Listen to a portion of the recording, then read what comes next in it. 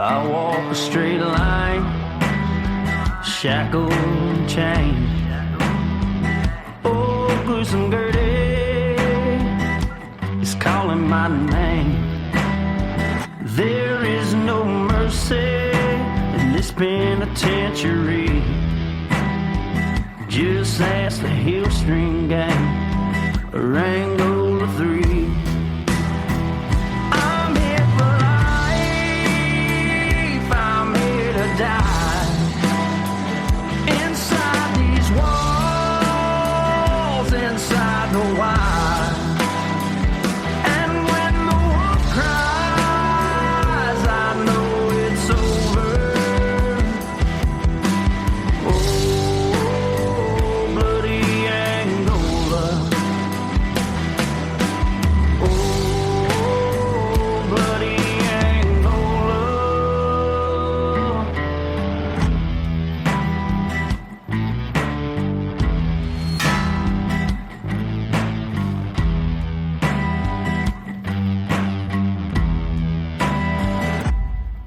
Hey everyone, and welcome back to Bloody Angola, a podcast 142 years in the making, the complete story of America's bloodiest prison. I'm Jim Chapman, and today I am bringing you a story that many people requested after last week's episode. Now, last week I covered the story and conviction of Charles Ray Spears, who was known as the Goodyear Killer. Now, in that episode, I referenced a robbery that developed into a murder in nearby Slidell, Louisiana.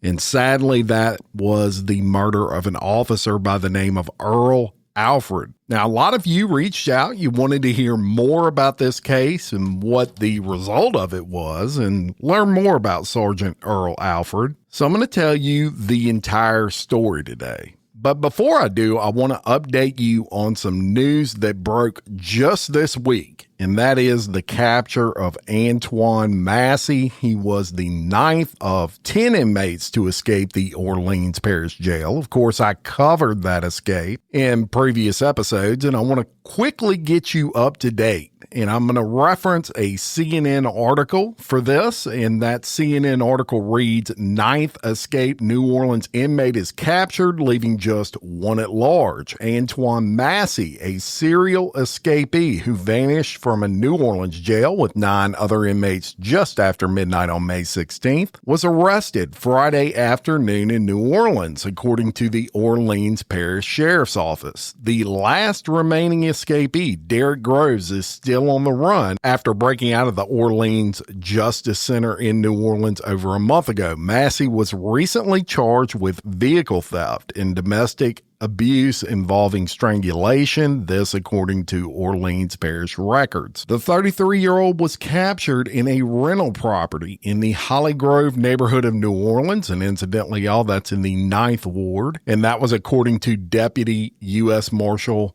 Brian Fair. He was arrested just miles from the jail where Massey and other inmates made their brazen escape, taking advantage of bad locks, stolen bedding, and a hungry jail employee. And they used electronic hair trimmers with multiple clipper blades to help cut their way through the cell walls. Massey was taken into custody without incident after being surrounded on Friday afternoon. And according to U.S. Marshals, it was a peaceful arrest. Quote, after receiving a tip, follow-up work was done, and that led to the arrest today. And remember, I told you, once they upped that reward to $50,000, don't be surprised if somebody turned on Massey quickly, and apparently that's what happened. Now, after the arrest, Massey was flown to a secure state facility outside of the area, and if you're curious what that is, folks, it's Bloody Angola. Massey has a long track record of escaping custody. In 2007, he broke out of a New Orleans juvenile detention center after being arrested on suspicion of armed robbery and aggravated assault. And early in June, authorities raided a home after a video showed a man claiming to be Massey saying he was innocent. In the video, the man claimed to be Massey appealed to Lil Wayne for help and held a document to the camera.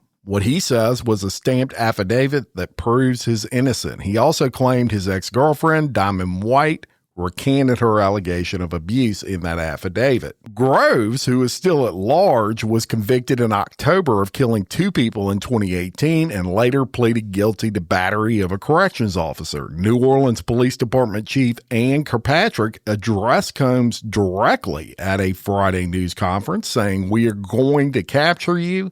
You will be taken into custody, but you still have the option to peacefully turn yourself in, and we will make an appeal for you to do so." Quote, "The public defender is ready to meet you and be with you from the very moment you choose to turn yourself in." Groves' case went to trial 4 separate times, according to the Orleans Parish District Attorney's Office. They said he was determined to be one of 2 gunmen who opened fire with an AK-47 assault rifle on what should have been a joyous Mardi Gras gathering. A woman believed to be Groves' girlfriend currently, Dariana Burton, was arrested earlier in June for helping him escape, allegedly. She had exchanged text messages and video calls with Groves in the days leading up to the escape, and there is a $50,000 reward for information leading to Groves' capture. Chief Deputy U.S. Marshal Walter Martin said, "Just like we found Mr. Massey today, we will find Groves and will continue our efforts." Of course, he encouraged anyone with information about Groves' whereabouts to alert authorities. Quote, "You can remain anonymous, but we need your help. Collectively, we will not rest, even if it takes another 6 days or 6 weeks until the last fugitive is in custody." So there you have that. Only one more left in this escape saga. Now, let's get into today's episode, and I'm going to start by telling you a little bit about Sargent Alfred. And to say that this officer was a trailblazer in law enforcement would be an absolute understatement. He started with the Slidell Police Department in 1970, and he was the first black officer ever hired by the Slidell Police Department. He was born in 1940. He grew up in Louisiana, and it was there you could say that he developed a very strong sense of community and service, which led him into law enforcement. He had served in the U.S. Army, and of course, that develops his sense of duty and discipline that you can really only get from the military, and it certainly prepared him for the challenges he would face later on as a police officer. This was a very formative time in his life, and it really shaped everything you would look for in a police officer, such as leadership skills, commitment, and one of the most important qualities to have as an officer is the ability to remain calm under pressure. All of this gets developed in the military. Now, as I just mentioned, he was the first black police officer hired in Slidell. And look, this is 1970, the height of racial tension. And when you're the first black officer on a predominantly white police force during that time, it's, I'm sure, not without its challenges. And it took someone like Officer Alfred to really step into that type of role during that time in history. He had a very approachable demeanor. He was dedicated to his job, and he was flat out beloved. As a matter of fact, he earned a nickname throughout the community, and that nickname was Officer Friendly. Now, throughout his career with the Slidell Police Department that started in 1970, he demonstrated exceptional dedication to his duties. He had a deep commitment to the safety and well-being of the community, which is very important, and it wasn't long before he was promoted to the rank of sergeant. And that's really a testament to not only his leadership skills, but his effectiveness as a police officer. Sargent Alfred was particularly known for his ability to be proactive in policing. He would engage with the community frequently, and he would really work to bridge the gap, right, between police and the public. His personal life was no different. He was in a lovely marriage. He and his wife had adopted a daughter, and this was a big source of pride for him. He was all about family, which really spoke to me because in his line of work, it's not easy to maintain a productive, healthy personal life. I mean, police officers, they see the worst of people a lot of the time. Yet he seemed to thrive in both of these areas, both professionally and personally. So all seemed well in the world on August 13th of 1975, when at approximately 8 o'clock a.m., he responds to a silent alarm at the Champagne jewelry store in Slidell, Louisiana. In this alarm, it was directly linked to the Slidell Police Department. So the response was quick. Between when Sargent Alfred received this notification, if you will, that the silent alarm had been triggered at the Champagne jewelry store. And I'm going to take you back to just prior to the triggering of that alarm. And I'm going to tell you what was going on that Sargent Alfred had no idea what he was walking into. So a 26-year-old male suspect, he enters that store and he tells the 20-year-old employee, her name was Betty Graves, that he was there to pick up a ring. So Miss Graves, she opens the safe and she grabs like that tray of rings. And as soon as she swings back around, she realizes that this suspect has went behind the counter and he's armed. He has a .22 caliber handgun as well as a pair of scissors. He grabs her and he starts dragging her to the back room. And as he's dragging her to the back room, he is wailing on her with those scissors, stabbing her over and over again, as well as choking her because he's pulling her by the neck. Now, eventually, he lets her go, and she just kind of falls to the floor. She had been stabbed 22 times with those scissors, just all over her body. Now, at this point, the suspect takes a bunch of those rings and jewelry, and it was estimated later to be about $5,000 total, which this is 1970. It's probably worth 5 times that in today's money. At that point, the suspect goes out the front door, and according to Miss Graves, she heard the word halt, and then she heard a gunshot, and then silence, and then several more shots. And I want to say something at this point. I referred to several newspaper articles during that time. And some of these say he went out the front door. Some of these say he went out the back door. It's really irrelevant. He went out of a door. He went through one of those doors, and that is when he was approached by Sargent Earl Alfred, who was responding to that silent alarm. According to the Louisiana Weekly, Sargent Alfred apprehended the robber in the driveway behind that jewelry store. And after relieving the suspect of his pistol, which Sargent Alfred put in his pocket, he attempted to put handcuffs on the suspect. Now, as any police officer will tell you, when you pull the handcuffs out and you click that first handcuff on, suspects freak out. They realize this shit just got real, right? And that's what happened here.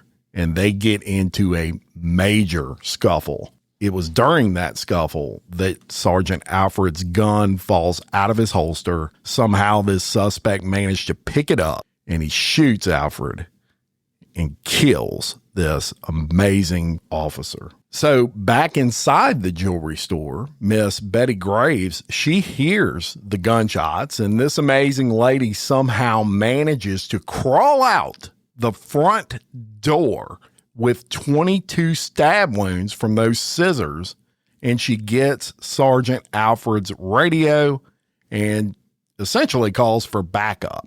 And again, there are some conflicting reports. There are some people that reported that she attempted to call for backup, but she passed out before she was able to get the CB up to her mouth to call for the backup. And then there's other reports that say she was actually able to call for backup, and what she said was, "Please get help. I'm bleeding to death."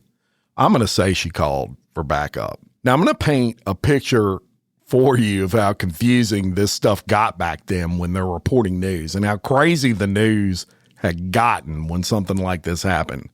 There are articles all over the place from this incident from newspapers, which is what I referred to. And all of them had different information. Some said she was 18. Some said Miss Graves was 19.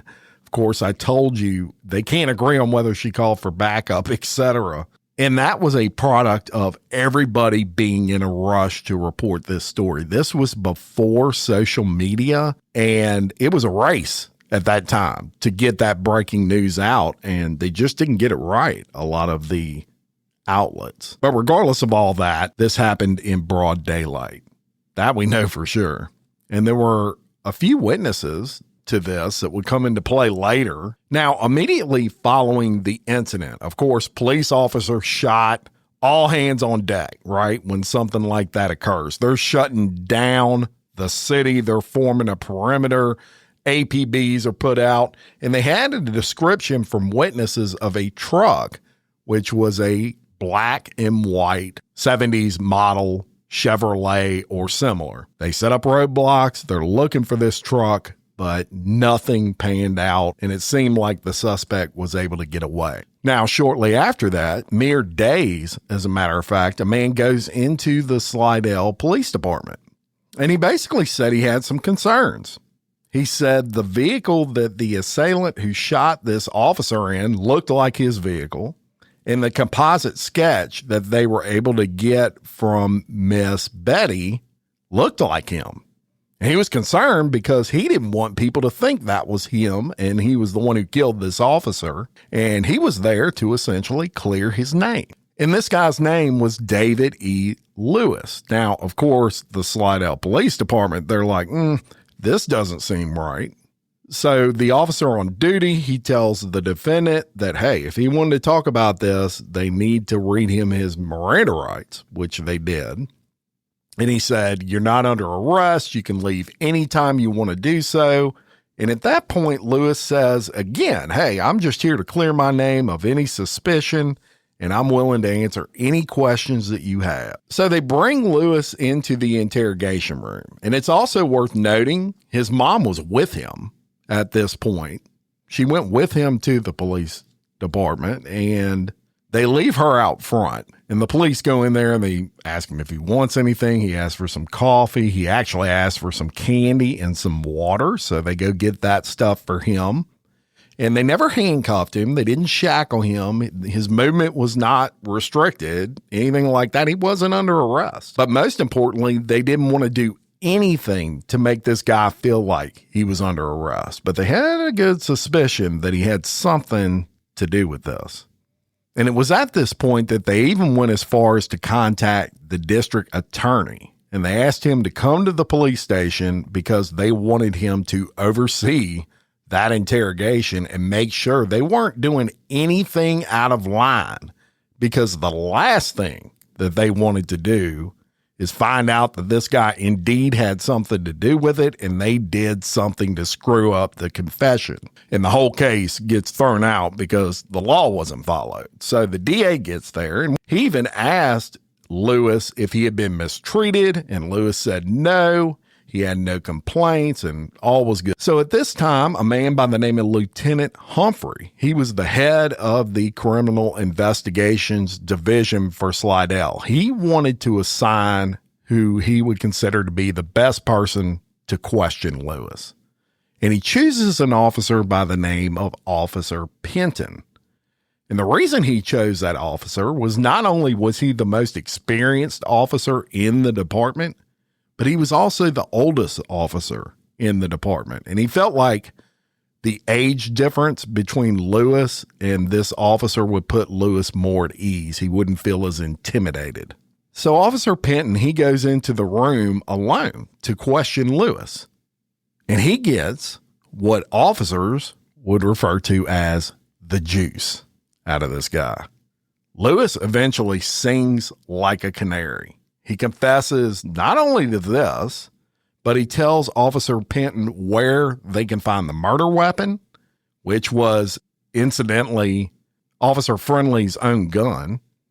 And he also tells them where they can find the jewelry and clothing that he had worn. And they were in a woody area near where Lewis lived. He then signs what's known as a waiver of rights, and the officers go and they recover this physical evidence, which once they recover that, there's no dispute, right, that he did this murder. And he did request to speak to his mother, which they allowed him to do, and I guess he tells her goodbye because he just confessed to the murder of a police officer and the attempted murder of a 20-year-old, Miss Betty Graves. So the ensuing weeks, of course, as you would expect, the Slidell community really gets behind the family of this officer. As I said, he was very beloved, and they do everything they can to help. And it wasn't long after that the city of Slidell, they really gave the ultimate honor for this slain officer when they renamed 3rd Street in Slidell, which is kind of a main artery through that city. They renamed that Sargent Earl Alfred Drive. And then just shortly after that, the indictments are returned from a St. Tammany Parish grand jury against David Eugene Lewis for the murder of Earl Alfred and the attempted murder of Miss Betty. And it was on June 23rd, 1976, a little less than a year later, that a guilty verdict is returned in that murder of Sargent Alfred. And you might wonder, well, if he confessed, why did they even have to get a trial? And obviously that's not the way that worked. Of course, an attorney eventually gets a hold to this guy. And in this case, he knew Lewis had nothing to lose and we're going to get a trial. And that's exactly what they did. And some things that occurred during that trial, Lewis actually stated that, yes, he signed a confession. However, he was promised a light sentence if he signed that confession. You got to be a freaking moron to think if you're going to kill a police officer, you're going to get a light sentence. Also in the trial, the physical evidence came out, including forensic evidence that was recovered at the scene that he told them where it was. Of course, Miss Betty Graves, she was the star witness of this trial. She survived despite those 22 stab wounds. She testified. And another thing that was strange to me, Lewis actually even tried to claim during the trial that he was outside of the store, that he never went inside, and some guy he only knew as Mackey was the one inside the store, and that was the one that killed Officer Friendly. Again, total bullshit, right? The jury only deliberated for about 4 hours before handing down the guilty verdict. And he gets sentenced, and in this case, he gets sentenced to life in prison with no possibility of parole. What I didn't tell you was there was a separate trial that took place in between the time he committed this crime and when he was convicted in the trial.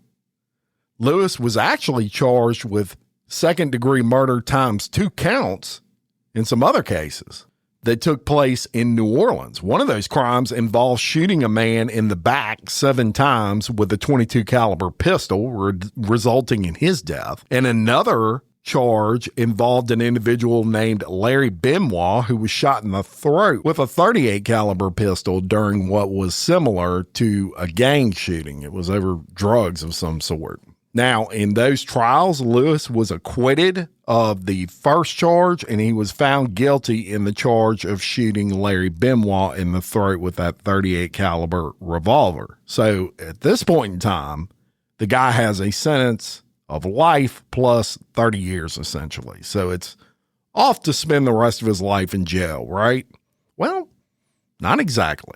Believe it or not, this cop killer and murderer of at least one other person, possibly 2, he escapes. And how he escaped is a pretty wild story. He was actually in the hospital at the time. He had underwent a kidney surgery of some sort, and while he was recovering in the hospital, which was Charity Hospital in New Orleans, he somehow just walks out the front door. And he was captured. I can't get the exact time that he was on the run, but more than a few days, less than a month. It just basically says several weeks. And he was recaptured near the Mississippi state line. But here's the crazy thing. The police had a roadblock set up for something and someone completely different, nothing to do with Lewis. And David Lewis and a female, who I'm assuming was his girlfriend, they're driving down the road. old country road, and they see this roadblock set up, and they turn around in the middle of the road. Well, what do you think the police are going to do? They see them turn around, and several of these units, they start chasing that vehicle, and they pull it over. And get this, Lewis gets out of the car, and he starts struggling with these police officers. He almost gets his hand on one of the officers' shotguns, but they were able to subdue him while he was fighting to get this gun. And he was taken into custody yet again. And there's no doubt that he would have killed another officer as quick as blink if he could have got his hands on that gun. So at this point, it's off to Bloody Angola for this guy to spend the rest of his life, right? No chance of parole, anything. Well, not so fast. In 2024, David Eugene Lewis, he gets a shot at clemency. And I have that parole hearing, and you need to hear it. I have the clip for that. It's around 20 minutes long, but it's very interesting. A lot of people speak at this parole hearing against his release, including the Slidell Police Department, the former mayor of Slidell, and others, including Lewis. And I'm going to play that. You're going to find out in this clip if this guy actually gets released. Here's that clip. We're going to have your case. Mr. Lewis, we're going to do several things here. First off, we're going to hear from you what you have to say about this particular incident and what you've been doing since this incident. And then we're going to ask the warden or the assistant warden to tell us what kind of an inmate that you have been. Then we will go and we'll have some folks that are here and present that want to, that are going to speak in opposition of this hearing. And then we will have a chance for us as the board. We'll ask you questions, and then we will have a vote that will be taken. So first off, let's go ahead and get started with you and tell us what you think about the crime and what you've been doing since the crime was committed, and why should we grant you your request today?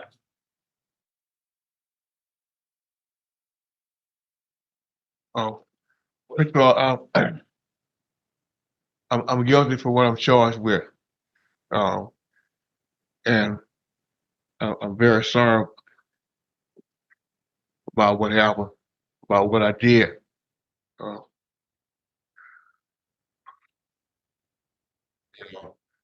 It hurts me to think about it.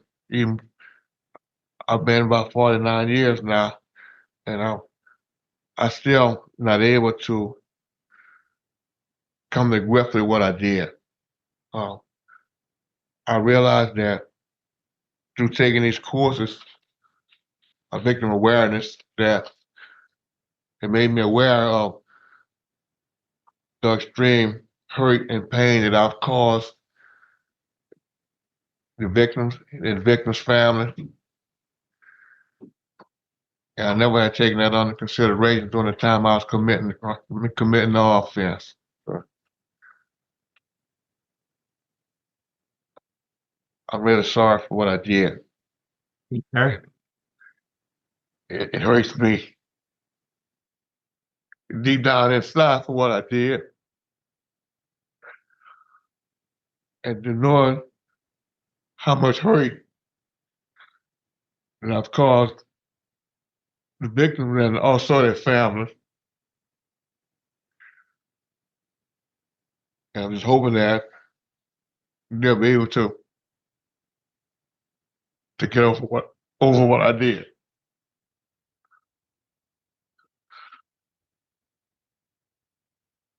Those times I spent here, I hurt behind it. I take I take all the responsibility for it. I wish that it had never happened. Yes. All right. Warden, what kind of inmate has Mr. Lewis been? Mr. Lewis only had a total of 10 DB reports since he's been here, the last being in 2022 for Rule 4 disobedience, which is a low court hearing. He also has taken anger management 100 hours, victim awareness, and he did the victim awareness letter training. His target is low.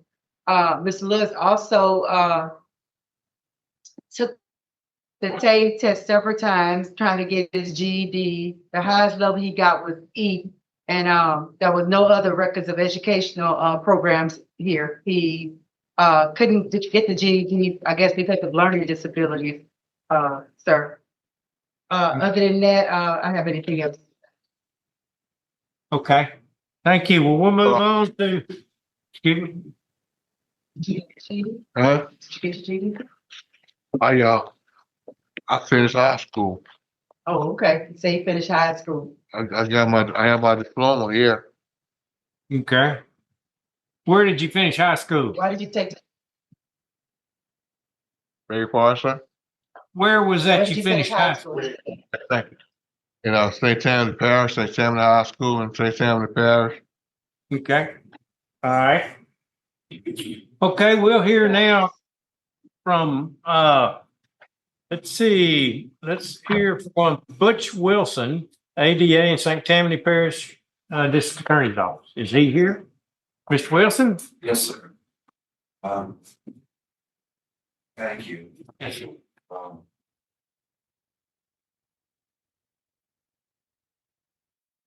Unless members of this board think that we need to go through a factual recitation, I don't think I need to do that because I'm sure you're all aware of what happened.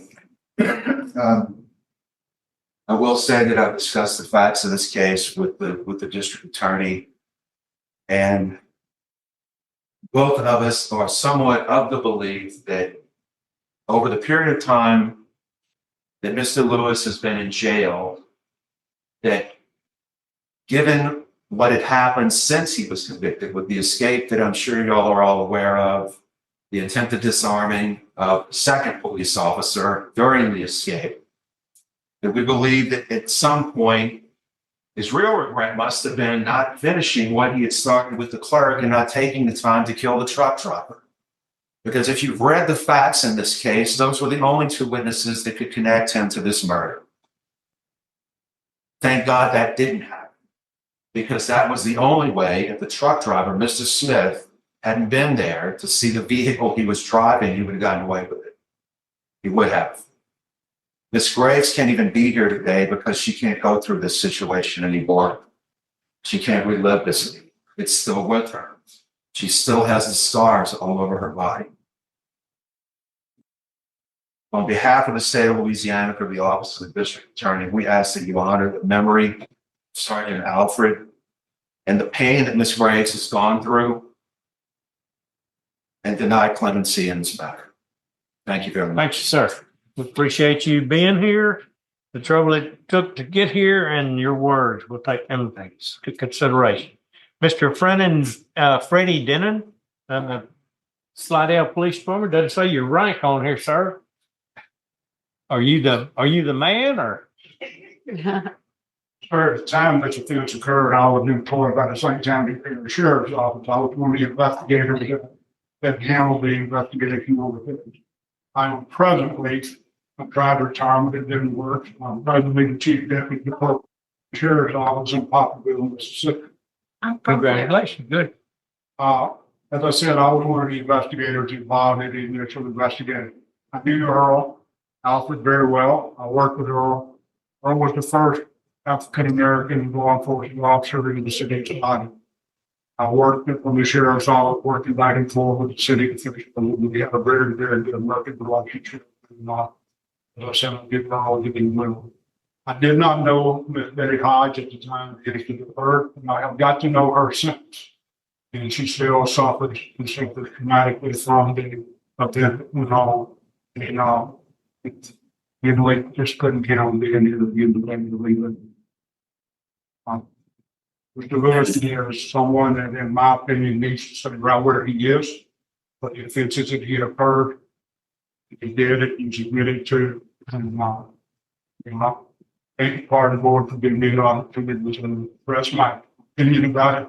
And I appreciate what you do. Thank you so very much.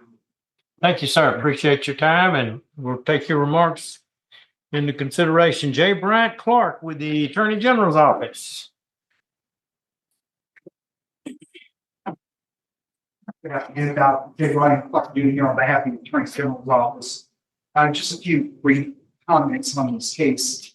I've noticed that in Mr. Moses' statement, he said that he takes responsibility in this case. And there was an awful lot to take responsibility for. Victim said 22 times he was strangled. Police officer murdered in the line of duty and escaped. And then the attempt to disarm and murder a second police officer. These are extraordinary facts. These are heinous facts. These are heinous crimes. Mr. Lewis was given a life sentence, given the fact of the extreme nature of these offenses. The fact the repercussions which are still being felt by the surviving victim to this victim. The Attorney General's Office would ask this board to deny clemency if the life sentence in this matter is the appropriate and just sentence that was given to Mr. Lewis. Thank you, sir. Appreciate your time, and we'll take your remarks into consideration. Okay, as we normally do, each board member is supplied all of the reports, and we read them all. I can tell you that's the truth. And then we have one particular board member that conducts the questioning for us. In this particular case, it's Mr. Chucky Tillis. We miss him most. Oh, I'm sorry. Okay. Okay. All right, sir. Yes, sir. Would you please introduce yourself? It's not on my sheet here. And I apologize for that. I want to thank the Pardon Board for allowing us to come speak today. I'm Chief of Police of the City of Slidell. I represent Slidell and the city. I'm going to give you a little bit different perspective from my point of view. I was 15 years old when this happened. This affected our community heavily.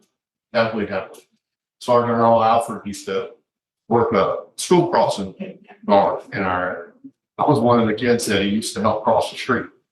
So this had a profound effect on our family, on our community, and on his family. Now I've been dedicating my life to law enforcement. I've been in law enforcement now 44 years this year. Worked myself up to the chief of police, and I'm here asking you, as a representative of Slidell, please see to it that this man spends the rest of his life in prison. Thank you. Thank you, Chief. We appreciate your words, and I apologize for not recognizing you. And is it the captain that's with you? Yes, Who are you, sir? I'm Captain Mistretta, Nicky Mistretta. Okay, welcome, sir. Thank you. Appreciate y'all being here, taking the Thank you, time sir. to get here. Yes. All right, we'll go back to Mr. Tillis now. Do you have any questions? Yes. How you doing, Mr. Lewis? All right, so What was your last write-up? I thought I heard the warden say 22. Is that correct? No. No, his last report was in 2022. 2002, I'm sorry. Yeah, that's what I thought you said. Yeah, he only had 10 total reports though. Oh, yeah, I see it was 2002.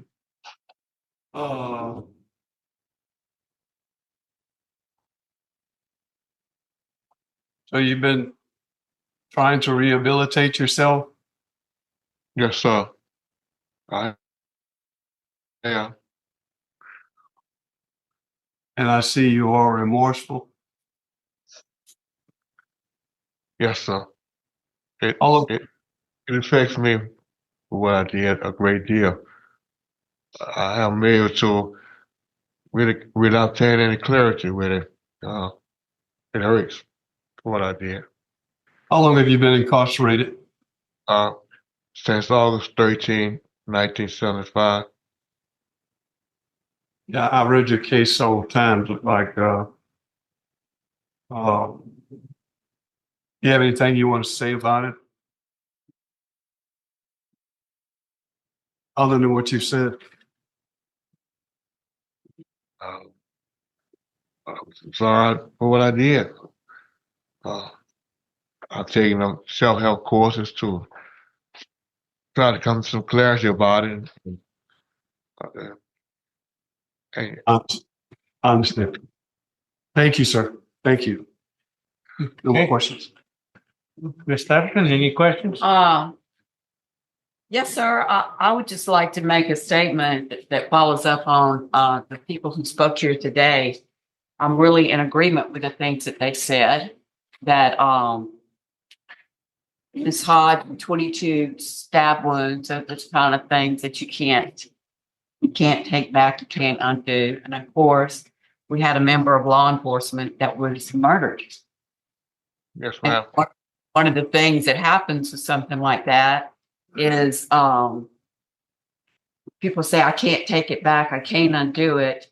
They can't feel the empty arms that don't come home in the evening that you're able to hug. That's some of the human parts of it, that if you put the human being in the perspective of it, I've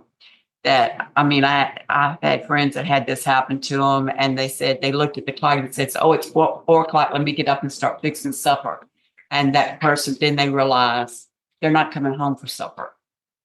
So I'm sure you learned all of that in victims awareness, but that's the rest of their life. So I do agree with what I've heard from the colleagues of this man and the people that represent the state and the community. The damage that was done was heinous. Okay, thank you. Come on. Okay, I don't have any questions. Is the panel ready to vote? Yes. Okay, My vote would be to deny. okay. Ms. Stapleton? My vote is to deny based upon the heinous nature of your multiple crimes. Okay, I'd like to thank everyone that showed up here today, and my vote is also to deny. okay. I concur with the panel. My vote is to deny. And so I'm telling you that your request today has been denied, sir, and continue to try to better yourself. Thank you. So there you have it. Thankfully, the board ruled not to give clemency to Lewis, and Lewis will remain behind bars, it seems, hopefully for the rest of his life. And hey, he's old. He's an old man now, although he looked very in shape. He's been in jail 50 years. And it's my opinion, you kill a police officer in particular, really, if you kill anybody, in my opinion, you don't need to be running free. But if you kill a police officer, you should never even get a shot at anything. No parole, no clemency, no nothing. That's my opinion on it. And in this case, it looks like this was his one and only and last shot. Maybe he does regret everything, like he said in that hearing you just heard. I mean, I'm sure everybody who has to spend 50 years in prison regrets what they've done and wish they wouldn't have done it. But you know what they say? Don't do the crime if you can't do the time. Thank you so much for listening. Check out the Patreon for commercial-free early releases. I'm going to start putting a lot more on there. Patreon.com/Bloody Angola podcast. And until next time, I'm Jim Chapman, your host of Bloody Angola, a podcast 142 years in the making, the complete story of America's bloodiest prison. Peace.